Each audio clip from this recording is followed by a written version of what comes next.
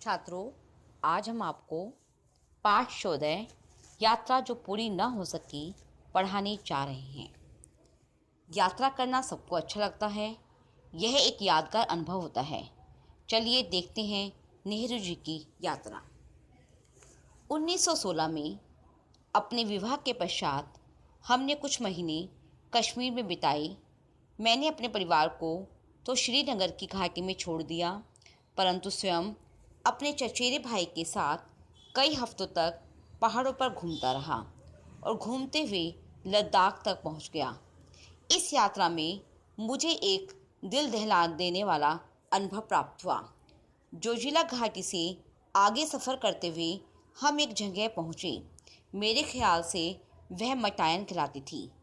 हमसे कहा गया था कि अमरनाथ की गुफा यहाँ से 8 मील दूर है। बीच में हिम से ढका हुआ एक बड़ा पहाड़ पड़ता था जिसे पार करना था। लेकिन उससे क्या, 8 मील होते ही क्या है। हम दोनों में जोश खूब था, किंतु अनुभव नदारद। हमने अपने डेरे तंबू जो 11,500 फुट की ऊंचाई पर थे छोड़ दिए।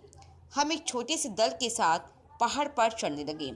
रास्ता दिखाने के लिए वहीं रहने वाला एक गडरिया हमारे साथ था।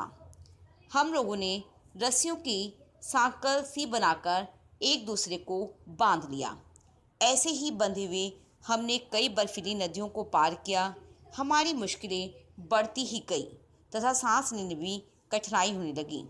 सामान उठाने वालों में से कुछ के मुंह से खून निकलने लगा, हालांकि उन पर बहुत बोझ नहीं था। इधर बर्फ़ पड़ने लगी और बर्फीली नदियाँ भयानक रूप से रपटीली हो गई। हम लोग बुरी तरह से थक गए थे। एक एक कदम आगे बढ़ाने के लिए बहुत कोशिश करनी पड़ती थी, लेकिन फिर भी हम आगे बढ़ते गए। हमने अपना खेमा सुबह 4 बजे छोड़ा था। 12 बजे तक लगातार चढ़ते रहने के बाद हमें एक विशाल हिम सरोवर दिखाई दिया। वहाँ का दृश्य बहुत ही सुंदर था। उसकी चारों ओर बर्फ़ से ढकी हुई पर्वत चोटियाँ थीं, मानो देवताओं का मुकुट हो या अर्धचंद्र हो। परंतु ताज़ा बर्फ़ और कोहरे ने शीघ्र ही इस दृश्य को हमारी आंखों से ओझल कर दिया। पता नहीं हम कितनी ऊंचाई पर थे, लेकिन मेरा ख्याल है कि हम लोग कोई 15-16 हज़ार फुट ऊंचाई पर जरूर होंगे, क्योंकि हम अमरनाथ की गुफा से बहुत ऊंचे थे।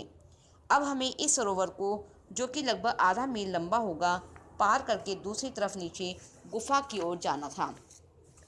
हम लोगों ने सोचा कि चढ़ाई ख़त्म होने से पहले हमारी मुश्किलें भी ख़त्म हो जाएंगी।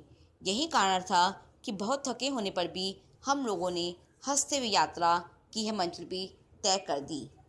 लेकिन इस पे बड़ा धोखा था, क्योंकि वहाँ बहुत सी दरारें थीं।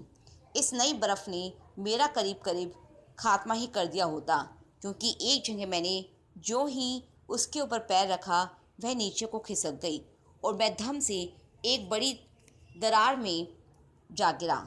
यह दरार बहुत बड़ी थी और कोई भी चीज़ उसमें बिल्कुल नीचे पहुंच सकती थी, लेकिन मेरे हाथ से रस्सी नहीं छूटी। मैं दरार की बाजू को पकड़े रहा और ऊपर खींच लिया गया। इस घटना से हम लोगों के होश तो उड़ गए। फिर भी हम लोग आगे चलते गए, लेकिन दरारों की तादाद और उनकी चौड़ाई आगे जाकर और भी बढ़ गई। इनमें से कुछ को पार करने के कई साधन भी हमारे पास नहीं थे। इसलिए अंत में हम लोग थके हारे हताशी लौट आए। इस प्रकार से अमरनाथ की गुफा हमारी अनदेखी ही रह गई। इस तरह से नेहरू जी की जो यात्रा पूरी नहीं हो सकी पाठ का वर्णन किया गया है। धन्यवाद।